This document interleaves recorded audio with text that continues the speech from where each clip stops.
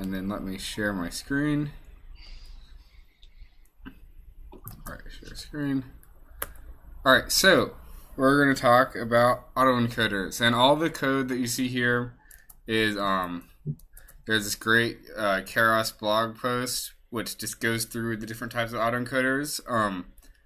I would recommend, though, this code is like incomplete because they didn't want this to be like 500 pages. And it's very different from the example in their GitHub repo. So I would follow my code because I made it work, which it doesn't work just like from reading the article.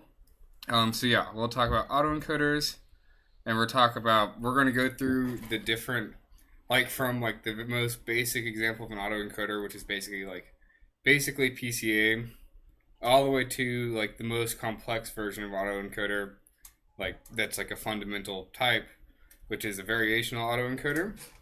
And then we'll talk about and then we'll talk about their various applications at the end. More people have showed up. That's it. Wilkins in. Okay. So so what is an autoencoder? So an autoencoder, well, if you think about it, it's a special type of neural network, which I think the easiest way to think of it is actually if you imagine two Welcome neural to networks. Your Google Nest Hub. Oh, what? The ultimate digital photo frame that does so much more. Check it out. Wait, what was Thanks, that? Google Nest. Here, let me turn my volume up. What was that? I think someone's Googles were talking to them. Oh, okay. Okay, cool. Yeah. So yeah, an autoencoder is like, I mean, we're going to talk about what it is just right now, and but when you think of it, I would really think of two neural networks put together. So it's going to consist of really two neural networks. The first one would be an encoder network, which consists of, it's got an input layer, and the number of nodes in the input layer is the same number as the number of, like, if you're looking at a matrix, the number of columns. So it's got the same number of dimensions as your data. And then it's got some hidden layers, like a neural network has. And it's got an output layer where the number of nodes is equal to the number of, like, features or dimensions that you'd like to represent your data in. So that means if you have your input layer, if it has n dimensions in your and the output layer has d dimensions, you're going to transform, when you're putting in a matrix, you're going to transform your matrix, which has n columns, into one that has d columns. So this is learning a function which transforms your data into a lower number of dimensions. Then the decoder is like literally just the symmetric, like, opposite of that. The input layer has d dimensions, so the number of dimensions you're representing your data in, and the output layer has the same number of dimensions as your original data. So that means overall, the autoencoder, if you take the encoder, which takes in n-dimensional data, and it turns it into like a d-dimensional representation, then there's the decoder's on the other end, which takes in that d-dimensional representation and outputs an n-dimensional reconstruction of your data. And so that means the loss function that you train this on is basically the difference between your inputs and your outputs. So the goal is to try and make, like if we're putting in images, the goal is to have the input image go into the autoencoder and come out and look exactly the same, even though it's been, compressed into like 20 dimensions into 20 feet. Like if it's 700 numbers, it's been compressed into 20 numbers and then come out exactly the same as it came in. So does that make sense to everybody? It's really just very fancy nonlinear dimension reduction at this point. Awesome, I'll take that as a yes. So the first thing we're going to build is the simplest possible autoencoder, which is going to be, there's going to be an input layer, there's going to be a hidden layer which shrinks the data down, and the output layer is going to get the data back into the original number of dimensions. So first thing we're going to do this all with MNIST, which is, I think we all know what that is at this point, but it's handwritten digits. So it's unsupervised learning, so we only really need xtrain and xtest, and we're going to normalize them. So we're going to divide them all by 255 because there's 256 is the maximum size of each one of these values. So we're going to normalize them, and then because we're using a normal neural network right now, we're going to just reshape them into. So if this is a 28 by 28 matrix, we're going to reshape them into a vector of length 784. 1 second, let me admit more people. All right. So yeah, what we're doing here is we're just normalizing and then flattening our data. So we're going to run that, and we're going to see that it goes from each image is 28 by 28 with 6,000 or 60,000 samples. And when we run this, it is now 60,000 samples, and the number of dimensions is just a vector of length 784. So that's just so we can get the data into the autoencoder. The next thing we're going to define is the number of dimensions we want to represent this 784 like float long vector as, and we're going to represent that as into 32 dimensions. So that means we're doing like basically 25 times compression.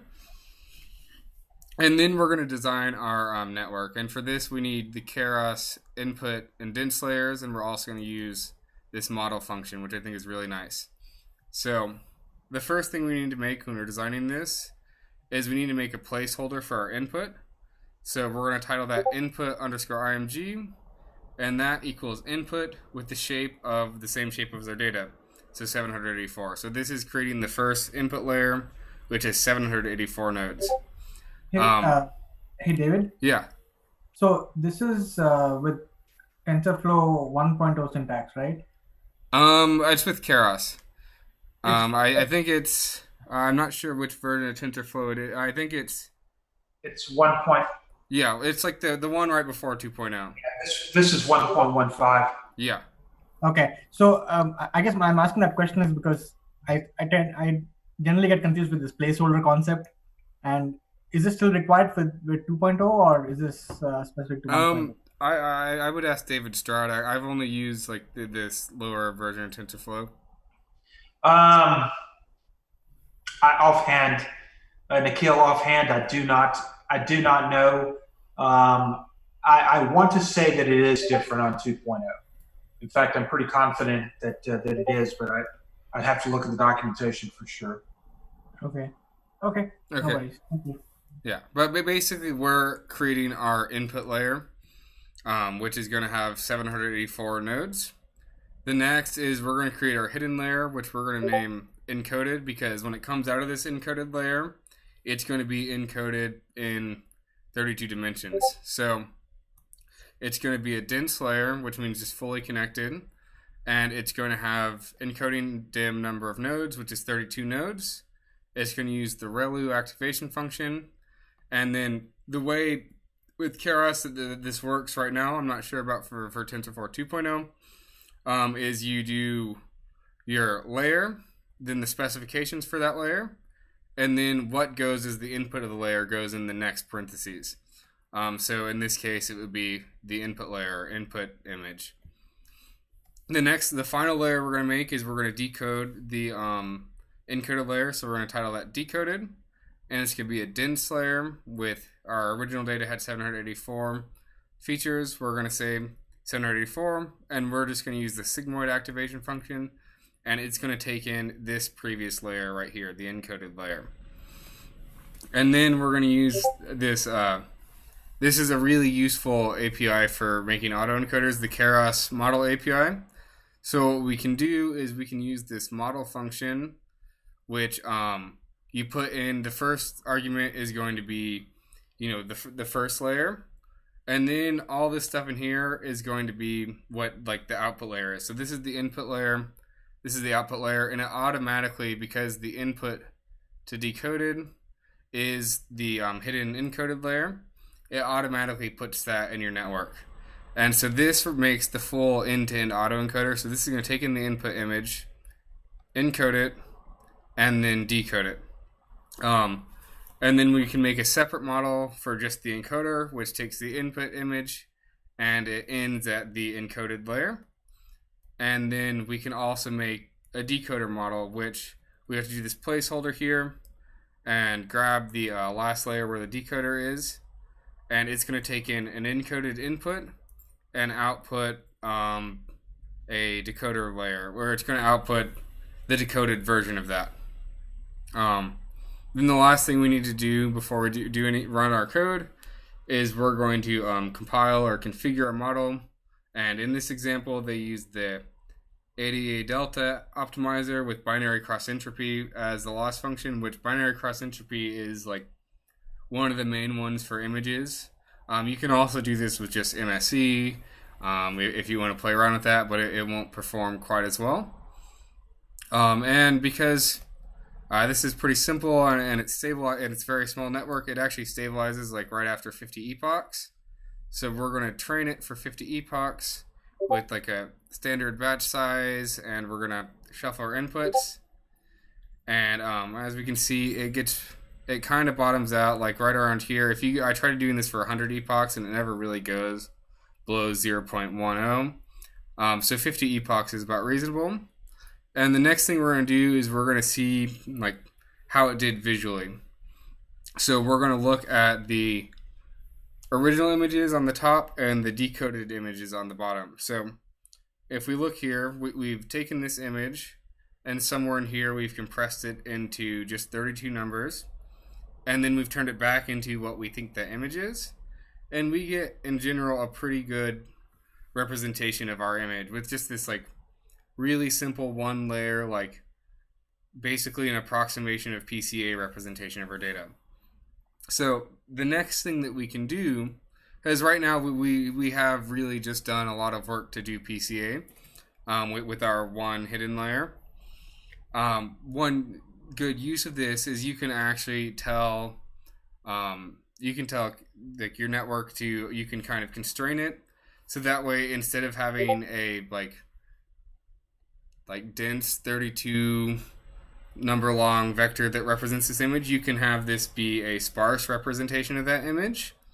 And what that does is it actually decreases the time that it takes to it decreases the size of the image, because most of them are 0 because it's a sparse representation. And a lot of the models, especially like the big models, especially around like 2010, 2012, used sparse autoencoders to make their models run a bit faster. So this is something that like I think would be good to experiment with in general, where you're going to not only reduce the number of dimensions, but also find a way to map your data into a sparse representation. And this can make there's an example on like Wikipedia where they're making things run like 200 times faster. So this is actually really useful. And it's the exact same thing, except for if we're using Keras, we're going to input this module called regularizers. And we're going to use L1 regularization. And if we run that, we can... My cursor's being weird, so I don't know. I can't edit it, but we're going to just give this L1 regularization. And what this is going to do is, instead of having like a really densely connected neural network, it's going to have only some of those nodes fire each time, which is going to make most of the numbers in our vector be... It's going to turn into a sparse representation, basically. And we can train that, and it works just fine. We're moving quickly because I'm going to have to talk a lot when we get to the more complicated stuff. So now that we've done like our glorified PCA, we can start learning more complicated, more nonlinear representations of the data by adding more layers to the autoencoder. So, and this is like pretty simple again. So we're going to now just build a deep autoencoder, which is going to have like 3 layers in the encoder and 3 layers in the decoder. And so again, we're going to have first a placeholder. Then we're going to have the first layer is going to be encoded, and it's going to have 128 nodes. And, relo activation, and the input is this image that we're sending in the input layer. The next hidden layer, we're also going to name encoded. It can update it, and it's going to get smaller with each one. That way we can build a more efficient way to represent our data. And, it's going to have 64 nodes, so it can take this. So this one the first layer is going to take our 784 feature or dimension data, and it's going to represent it into 128, or not integers, numbers. And the next one's going to represent it into 64 numbers. And then finally, we're going to reach our end goal of 32 numbers. And then we're also going to build a decoder network, which is just the reverse. So we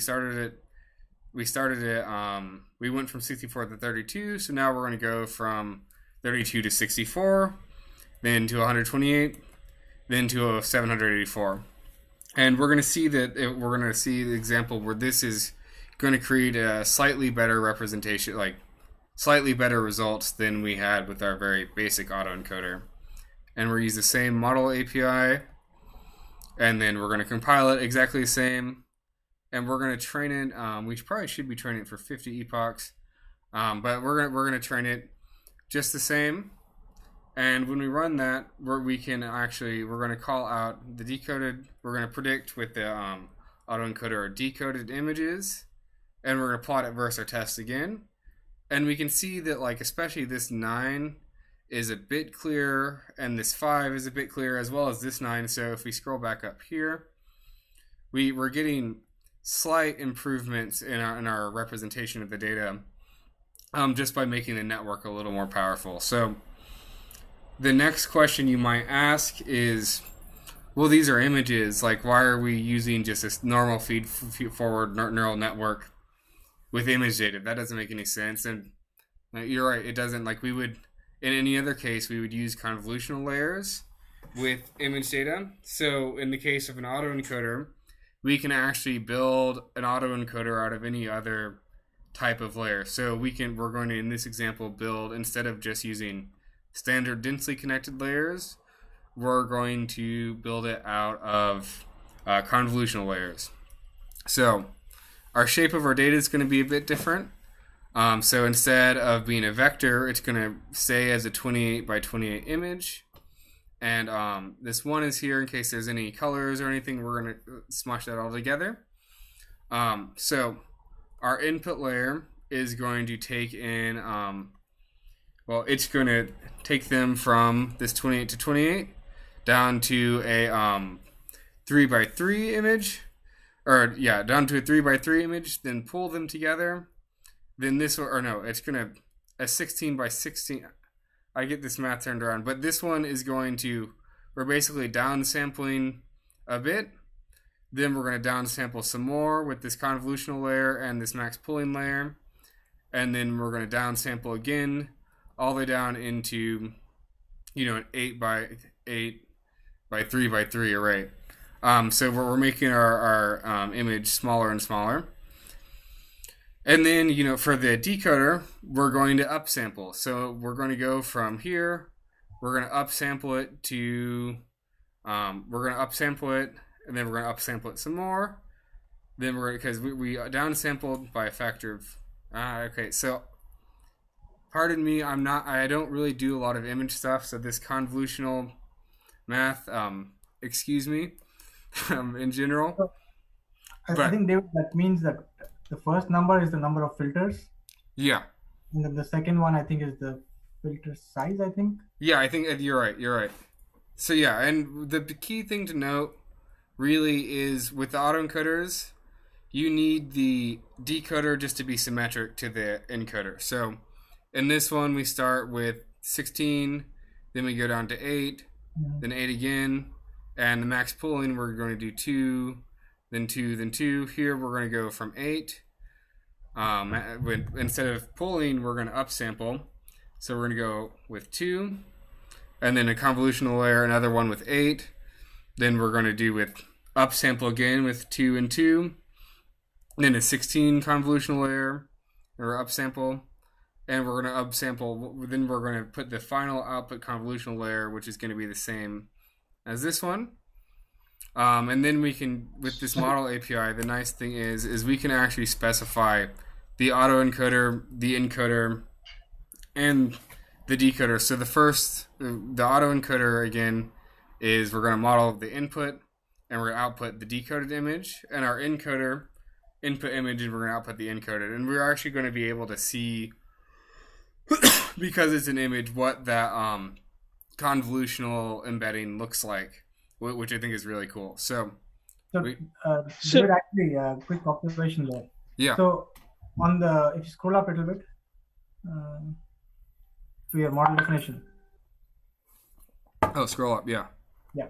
So I think typically when you look at just a convolutional neural network, right, as you go deeper, your number of filters will increase. Mm-hmm. But in this case, it's quite the opposite because you're trying to reduce the dimensionality. Yeah, exactly. Yeah. Yeah. So it's kind of weird and backwards, but yeah, we're gonna, no matter what we're doing, because you can also build an LSTM autoencoder, and it's gonna be the same thing where you get smaller and smaller as you encode, and then bigger and bigger as you decode, which is why, well, like when I draw them, you typically draw them like this, and like you don't have to get smaller and smaller. There are some papers where they do other architectures, but as a rule of thumb, that's like the way that they normally go. Mm-hmm. Okay, thank you. So David, one question here. So this only the convolution auto render is a mirror image, or is it the same with the deep autoencoder also? Because I could see the mirror image only on the only on this convolution side. Oh yeah. Wait, what was that? Can you repeat? Mirror image of the model. Middle image of deep model. Yeah. Yeah.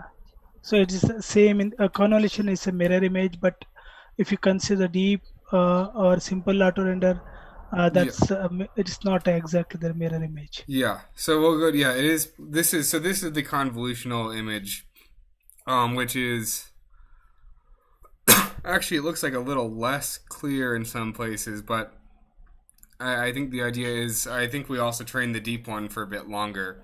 So that would be why that is. But yeah, I think so. Yeah, because we're only training this for 50 epochs because we can run into some overfitting troubles here. So yeah, and then we have the same optimizer, the same cross entropy. We train it for 50 epochs, and this is the really cool part is, well, first of all, we have these images again, and because we upsampled and downsampled, they look a little smudged, a little more smudged than the deep representations. But likely they're going to generalize a bit better, and like one thing is like this 5, we have a bit more detail here in the 5. And like in general, this was a better approach for like auto-encoding images, is to use a convolutional encoder, and we'll show in a second some really cool applications of this. And the other thing, which I think is really interesting and like, not very useful, is you can actually plot by getting out the encoded images from the encoder prediction. You can plot exactly what the embedding for each of these numbers looks like. So this right here, this weird blotchy bit of numbers, is what your neural network is seeing this handwritten 7 as. Whereas this right here, this 2, where you see there's a little more color here and a little more color here, this matches up with the 2. And it is just pretty interesting to look at how this is what the neural network is actually seeing as its like final result before it turns it back into a real image. And so like this is what you would be feeding into other neural networks and other algorithms if you were going to do some further operations on this, which I think is really cool. So now we're going to get to the first. I think this is the first example where I thought like, wow, this could be something that's really useful. So one of the properties of an autoencoder is actually, but with this compression and reconstruction, is we can actually denoise things. So like, for example, with audio, like noisy audio and noisy video, you can actually put it through a big enough autoencoder and pull, like, compress and reconstruct, and the noise is gone. So there's a link in the bottom where they took really, really low quality YouTube videos and they put them into an autoencoder, and then they made them high quality YouTube videos just by getting rid of a bunch of the noise. They didn't like make it like more HD or anything, but like blurry images and stuff like that. Autoencoders can take care of that. They can take care of noisy audio data. So there's another link at the bottom where, well, I think I put it there, where they're using autoencoders to do speech recognition of like really noisy data in crowded places. So this is like the first really practical use, and one thing to be thinking about now, because we'll talk about it more at the end, is in the videos like yesterday basically, we saw that in the example where they added a little bit of noise to a picture of a panda, and suddenly it was interpreted as in the words of Dr. Santara Gabon, which, so one actually cool application of autoencoders, which they're just starting to research, is actually using them to purify adversarial attacks. So there's a lot of really cool things to think about, even while we're still in these simpler models. So what we've done here is I've taken our normal MNIST data, and I've added a ton of noise, so it's barely recognizable. You kind of have to strain a little bit to see that like this is a 5 or this is a 9. So this 1 and this 4, I think it's a 4. It's a 4, are especially really hard to see. And what we're going to do, we're going to take the same convolutional autoencoder that we used here, and we're going to put these in as our input, and we're still going to compare, in this case, because we have them, we're going to compare, so we're going to put this in as our input, the noisy data, and we're going to compare it with the original not noisy data. And we're going to do this for 100 epochs, because with the noise, you can train it for a bit longer, because, well, obviously there's noise and it's going to be different each time. So we're going to do, so we got 100 epochs of noisy images being fed in, and the loss is based off of not noisy images. So we train that, and, I think I got to train it actually. So we're going to get to train it real quick. Okay. And then we're going to fit it. This doesn't take too long. While this fits, I'm gonna keep talking because this does take a couple minutes. I don't think you guys just want to watch this. So we'll see that in a second. We're gonna also talk about a usage of a sequence-to-sequence autoencoder, which is, one for speech data or like natural language or time series. And so you can build an autoencoder just out of LSTM. So like a lot of the applications for my capstone that we've been reading about is they take an autoencoder and they build it out of LSTM layers, and then they take that representation of the data and then they put that into a clustering algorithm or classification algorithm. So instead of having really long data, you can transform it into really wide data by compressing it with time, which I think is a really cool usage of this. And we're not going to run it because we don't have any time series data, but just with this symmetric like design, we can have an input layer, and it's going to come with number of input dimensions, and we're going to have an encoded part where we're going to take in, we're going to have an LSTM with, this should be this should be latent dim, so we would define that. So we could say latent underscore dim. So let's say we wanted to make our time series go to, like 100 numbers.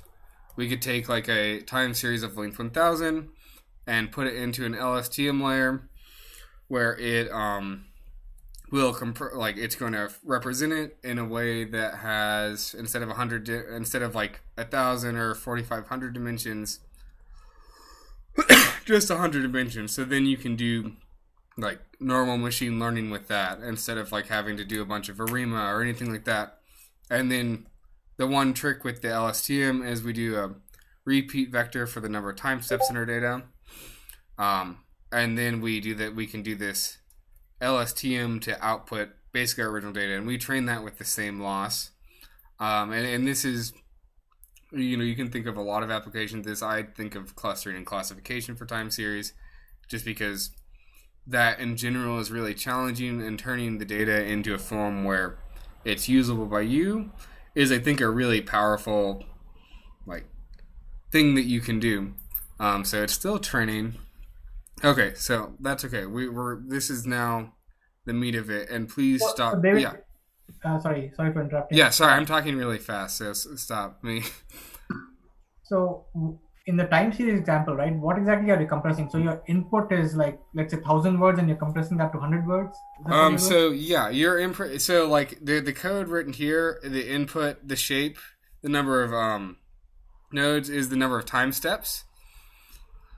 So that means you're going to take you can compress them, like this. So like if your time series is long series, you can compress them like this. You can also compress them into one single time. So if you had 12 time series per input, you can also compress them into one and like forecast like that, and end up with like a one univariate time series instead of multivariate time series. So you can actually, like, I have an example with my capstone where we've compressed time series into just like 12 features, like with time, if you like transpose your matrix, and you can, so you can, sorry, I'm talking a bunch.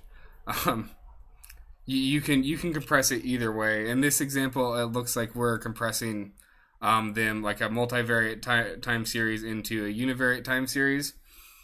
But you can, you can do either. I've had there's some good papers which I can post. I have a bunch of links here at the bottom, which we can talk about.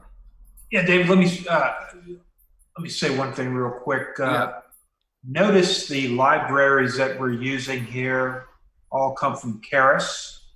So if you're looking for documentation for what David's doing here, some of it would be in TensorFlow, but the majority of it is going to come from these Keras libraries. Yeah, this code actually came from a Keras blog post, so everything is going to be from Keras. Which are fantastic. And I just posted a link to a book. I think it may be on the reading list for the class, but it's advanced. I think it's Advanced Deep Learning in Keras, something like that. I just posted a link to it, but that goes to a lot of what we're talking about here. These Keras libraries are just absolutely phenomenal. It's phenomenal what you can what you can do with that library. Yeah, you can pull things like the thing I really like about this sort of syntax here with where is it? Where you define your models with where you can like redefine, like add more layers, just like this, is you can define you can build a whole neural network in a for loop, which I think is really cool, and really like, especially if you're designing something with like 20 layers, instead of having model.add, using this Keras functionality with this model function, you can save yourself a lot of writing, a lot of errors. Yeah, that's a really human readable format. I like that. Yeah. So it's nice, it's clean, it's very clean. Yeah, it's really nice. Okay, cool. So now we get to look at our noisy data. Awesome. So let's run this.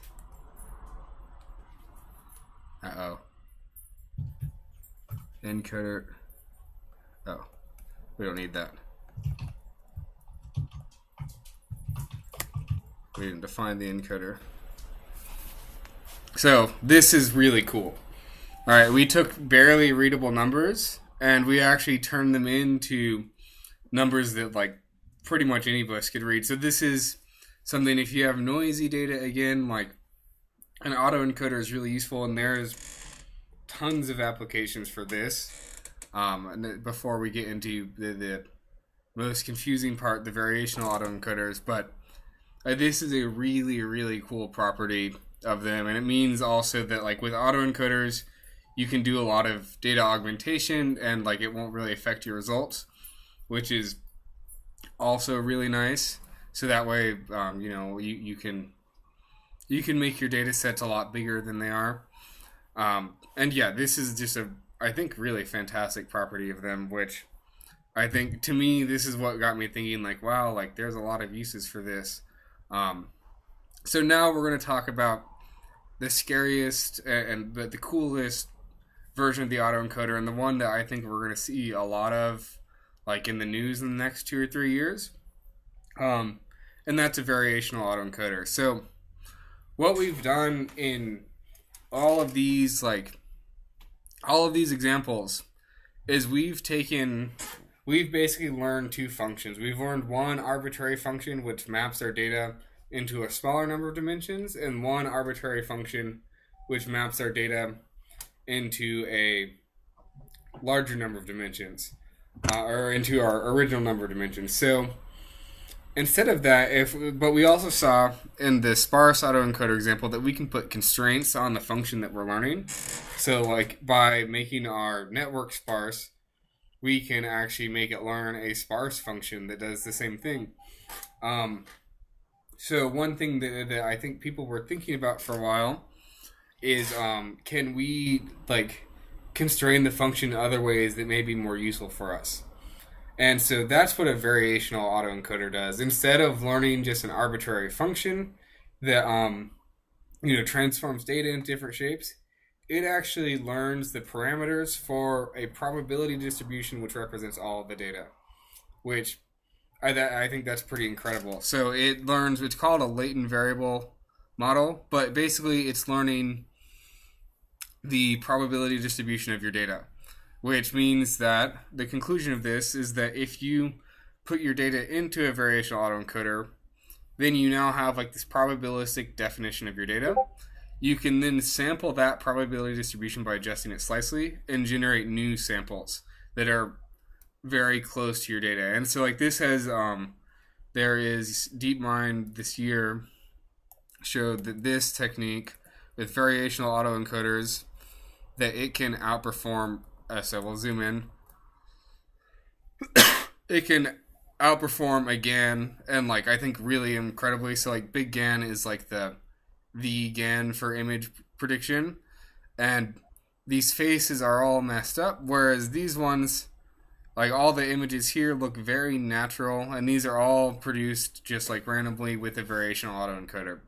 So what it does again is it actually learns the functions to generate a probability distribution that represents our data, and then on the other end, it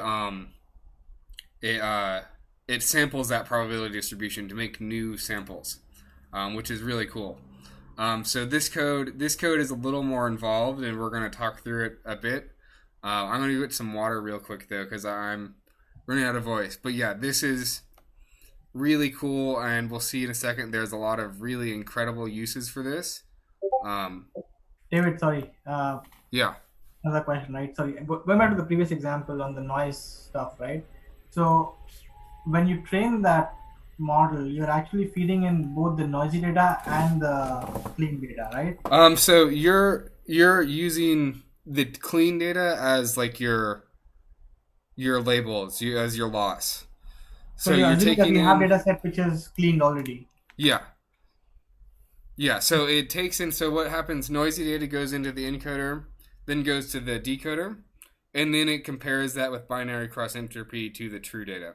Correct. No, what I'm saying is like if the application is to actually clean the data, then you will not actually have the clean data to train the model, right? Well, no, you would train a model with noisy similar data, and then you would predict that on your data, like some sort of like almost a transfer learning sort of application. So I'll find some links where they have examples of this, because it is used for this purpose. But the practicality is really weird to think about, I think.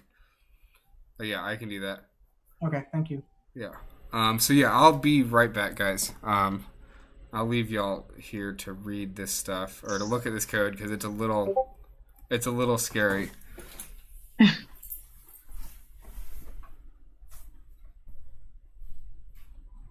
It's pretty cool, isn't it, you guys? It is. It's Yeah, very amazing. much so. Yeah, he's done a really nice job of explaining this. This is not easy to explain.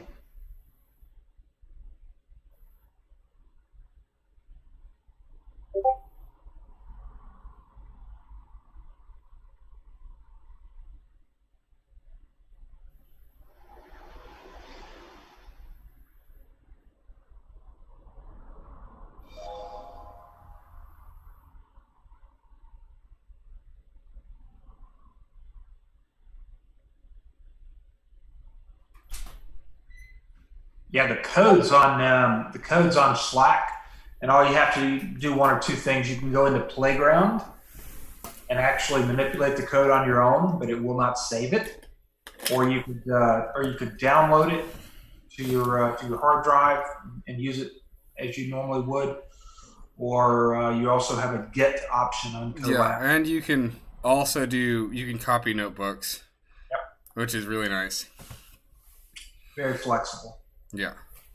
So the first thing, so we're gonna get back to this. So is this variational auto? It's gonna be more clear once we see some pretty plots of what's happening. But is this kind of clear? It's learning, and the key phrase to remember is latent variable model and latent space. So, and that's describing like the probability distribution that encapsulates our data. So the first thing is, and this is just like a less nice version of the same way we were reshaping our data. It's exactly the same. So we're going to use just normal neural networks, no convolutions this time. You can do a convolutional VAE, but we're not. We're going to start with the simplest because this is, I think, conceptually to me, it's a bit intimidating. And so, a couple things that we're going to do, because we're going to actually try and produce new images, is we're going to save the image size, and we're going to save the original dimensions, which is important. Just so, because when we're producing new samples, we need these to be able to make them look right. So we've got the original dimensions and the image size. Those are two important things that we're keeping. So the next thing is we're going to define our stuff in advance, because again, this code is going to get a little scarier. So we're going to take the input shape, and we're going to say that the input shape is it's going to be a tuple, but just with the original dimensions. And then we're going to say that our intermediate, like in an intermediate layer, the intermediate dimensions, we're going to have 512 dimensions. So it's going to go from 784 dimensions, which is 28 times 28, which is image size times image size, to 512 dimensions. We're going to use a batch size of 128, and because we want to plot this, we're going to say that the latent space, which is the middle, the space where the probability distribution lies, we're going to say that has 2 dimensions, and we're going to train this for 50 epochs, just because it's a bit slower as well. So now we're going to define a few things, and we're going to this is to set up the encoder network, and so we're going to have our input layer where our shape is the input shape, which we defined here, which is 784, which is the length of our input vector. We're going to have a intermediate layer called X, and it's going to be a dense layer with 512 dimensions using rel activation, and it's going to take in our input layer. Then, there's 2 parameters we're trying to find, and we're going to try and find the mean of the probability distribution, and we're going to find the log of the variance of the probability distribution as well. And don't ask me why we're doing the log of the variance instead of standard deviation. But we are. So that's we're going to find basically mean and variance. So the mean, there's going to be a layer that calculates the mean, and it's a dense layer that takes in this intermediate hidden layer, and it's going to put it into 2 dimensions, and we're going to name the layer, so that way we're going to plot this model too, so we can see what it is and how it all works. And then we're having the variance layer, which also does 2 dimensions, and it's going to also take in this hidden layer and map it into 2 dimensions. The next thing I'm going to run this because I know this works, just to prove it works. So great, it works. Okay, so next we're going to define a function which lets us sample. So these functions right here, or not functions, these layers right here are going to allow us to build this probability distribution. This right here, what we're doing in this code, is going to allow us to sample from that for our decoder network. So we're going to write, this is from the TensorFlow, like if you go on GitHub, it's in their examples somewhere, like somewhere deep in their examples for sampling from this distribution. I think the link's on the blog post. But it's going to take in these two layers, the mean layer and basically the standard deviation or variance layer. And we're going to say that the batch, I've seen other words for this, but basically this is going to be the shape of our probability distribution. It's going to be the first dimension of our z-mean. So the z-mean, remember, is two-dimensional. So our batch, which I got, is going to be basically like the x-axis, is going to be a shape. And okay, well, I'll start at the beginning. So k, I'll write this here just so we don't get lost. For import TensorFlow dot backends as k. Is it backend or backends? Let me just check. Dot backend as k. So this allows us to operate on the graph that TensorFlow constructs. So that means we can call the shape of the previous layer. And this is going to be deprecated with TensorFlow 2, so I wouldn't worry too much about this. Or I think it is. A lot of the TensorFlow backend stuff is changing because they want to keep up with PyTorch. But if you're using TensorFlow 1.15, if you want to do operations on the previous layers or on like some other layers, you're going to have to import this TensorFlow.backend. It's normally imported as K. And so what we're going to do is we're going to take the shape of the z-mean layer, and we're going to take the first dimension as going to be batch, which is really going to be x when we view it all, and the dimensions is going to be, the number of dimensions, like basically y of our of again this mean layer. And we're going to define a function that produces like a random version of that. So what we're going to do is we're going to take in this latent space, and we're going to sample it with mean and like basically, with the shape of this mean right here. So we're gonna sample our latent space really, and we're gonna return the mean plus times to the half times the log of the variance times this sample. And this is just going to produce a slightly random sample, and this is all much better documented by smarter people than me on the blog posts. So don't get too scared. Their code doesn't work though, but the way it works is much more better explained than a pea-brain can explain it to you. And so the next important thing, which I just learned about, this is a really cool Keras layer type. So you can define a lambda layer. So with the input of each of these Keras layers is normally like if you put DINS or convolutional or LSTM, there's some sort of function defined for that.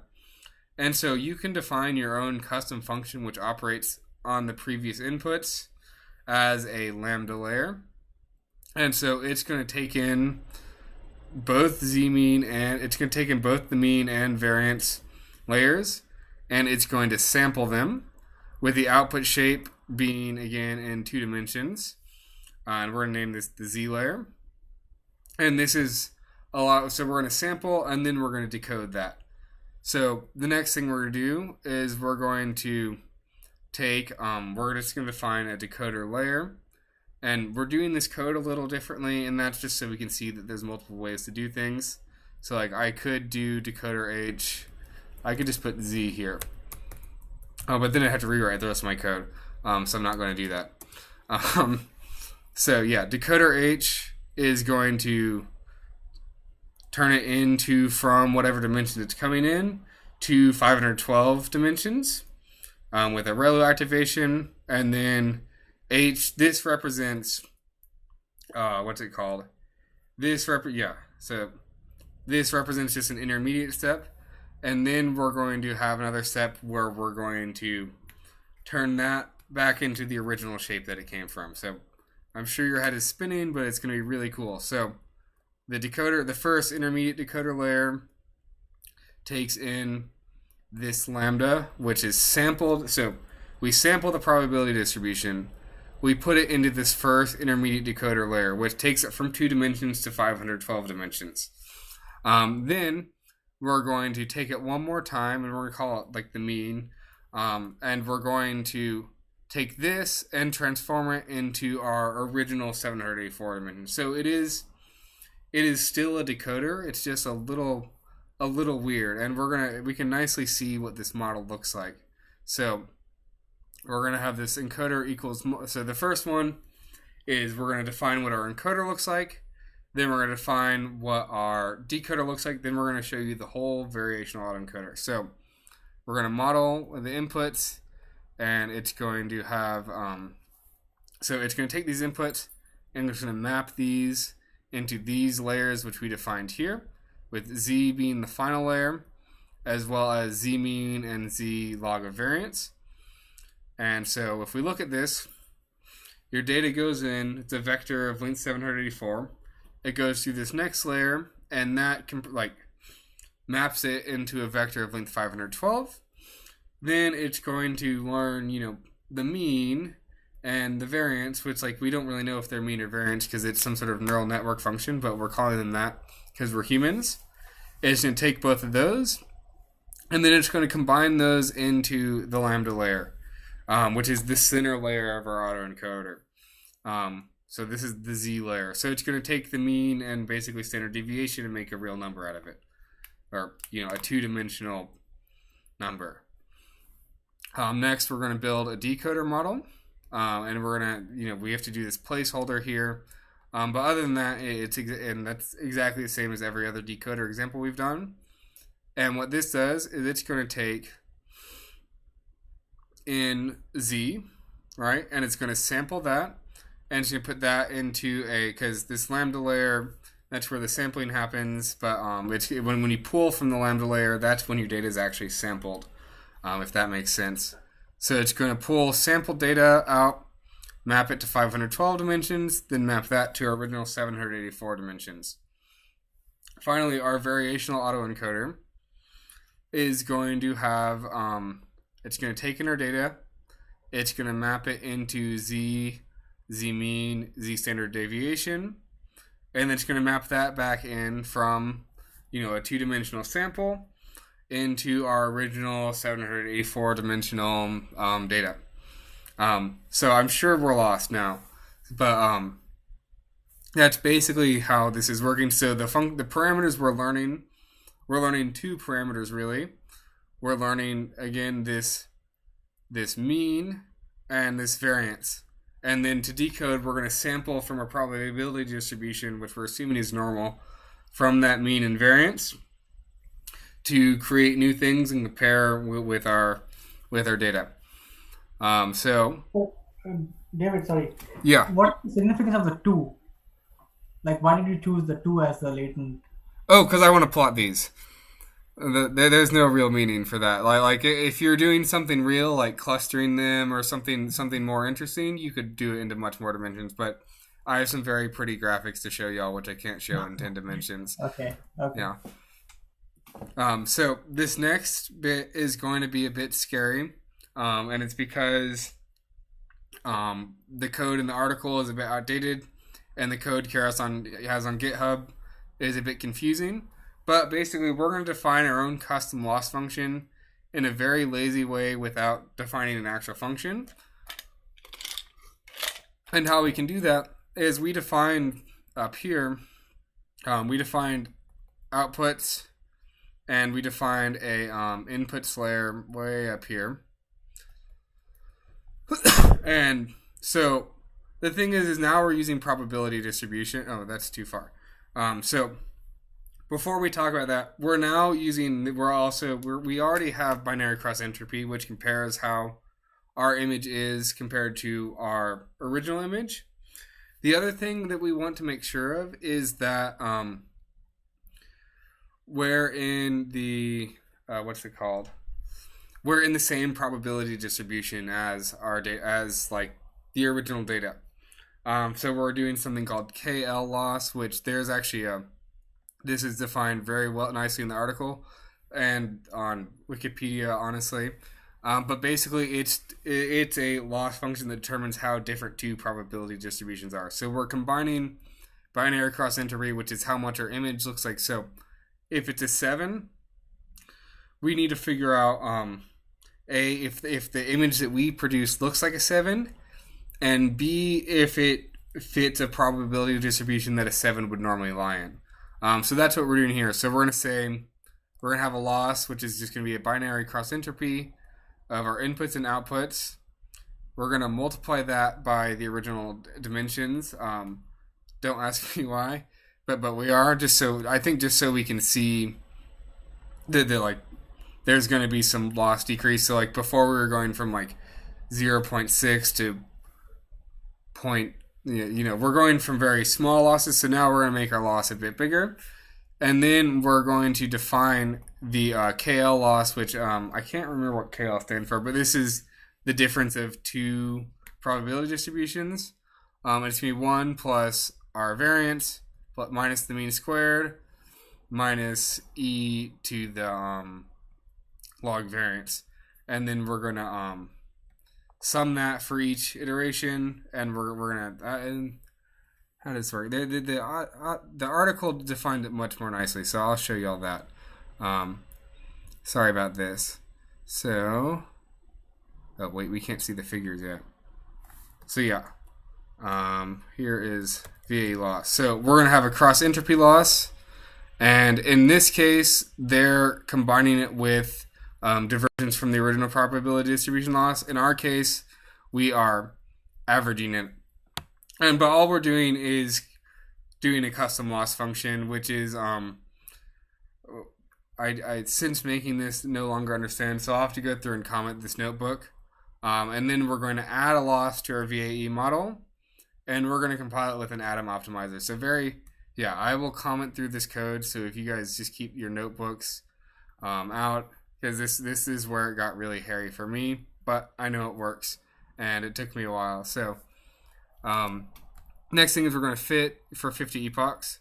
And so what we're going to do now is, because we've been talking about this latent space, and like I didn't know what that means. I don't think anyone does.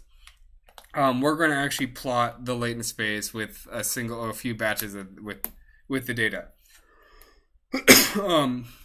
So we have a function called plot latent, and it's going to take in a model and our data and the batch size, and there's a model name which we don't actually use. And so we're going to say, I'm just doing this because I didn't want to type out model. I wanted to remember that it was an encoder. So we have an encoder, which is the model that we put in. We're going to take the X test and Y test so that way we can color things. We're going to pull out the mean from the encoder, because the mean is really where the point lies, more or less. So, and these underscores right here, what you can do, if you have a function that has 3 outputs, so like def, I'm not going to write it out, but if you have a function that has 3 outputs and you only want one of those, you can use an underscore to say, just like throw away that output without giving me an error. So what this means is, out of our encoder prediction, which the encoder predicts, remember, z mean, z log var, and z itself, we're only going to take z, the mean, because that is like how like one point would really be defined in reality. Then we're going to make a little figure, and we're going to show it, and this is really cool. So now we have a view of the latent space of our numbers. So we're going to, when we train this autoencoder, when we're decoding, we pull random samples from the space and then figure out, and then map them back into that things. But this defines kind of the probability space of this. And you can kind of see one of the cool use of this latent space, if this was in a proper number of dimensions, is, well, actually, I'll show you all this right now. So this latent space has a lot of cool applications. So this article, which is I think one of my favorite articles, is they use variational autoencoders to represent shoes and pictures of shoes. And they developed a system where, if, let's say, I buy this shoe, then I buy this shoe, what shoe should they recommend? They actually take the latent representations of the shoes, add them together, then decode that, and they give me a new shoe which looks like both of those shoes but slightly different. So this is like are really cool. So there again, instead of sampling, you can actually perform math on these latent representations of data on things you couldn't normally mathematically describe, which is, I don't know, I think that's really mind-blowing. So, there it is. So then, now, the last thing that we're going to do is we're going to also plot some sample images. And what we're going to do, and I won't walk through too much of this code, but we're going to plot them in the way that this would appear in two flat dimensions. So that means when we see a 1, that means in that area of the graph, it's more than likely 1. Where there's a, like, 3 on what we see, that's the area where there's more likely than not 3s. And so we're going to create 15 sample, or we're going to create, well, more than like 60 samples, I think. And if we plot them, this is what the samples from the autoencoder look like. So if we sample something, over here in the latent space, this is all flipped, but over here in the latent space, this represents 1, and over here, this kind of makes logical sense. So 1s are just near 7s, which look like 9s, which are next to 4s, which kind of look like 6s, which kind of look like 0s, or 2s, which kind of look like 5s, which kind of look like 8s.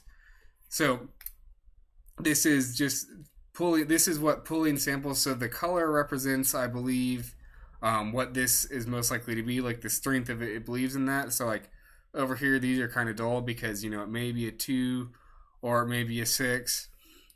Whereas like these zeros are clearly zeros, and these weird versions of 4s are clearly weird versions of 4s. But this is kind of just using an autoencoder, a variational autoencoder, to create new samples. So like none of these were actually in MNIST, but like if I sampled from this distribution over here in some version, which isn't correlated to this at all, I would get 6s that look like this. And by randomly sampling from this, I can produce tons of new images. So the last thing, I want to talk about before I am done confusing everybody and ready to be confused myself by questions is, so I talked about latent shoe math. There's another great example here where they take, like this, the YouTuber PewDiePie has horrible images, and they use the autoencoder to make it go from this blurry type of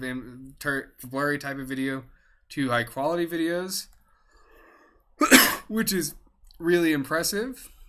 Then there's a paper where they actually use a variational autoencoder to represent jet engine design, and they sample from that to come up with ideas for new designs for jet engines, which again is like totally mind-blowing, and like I never thought about that.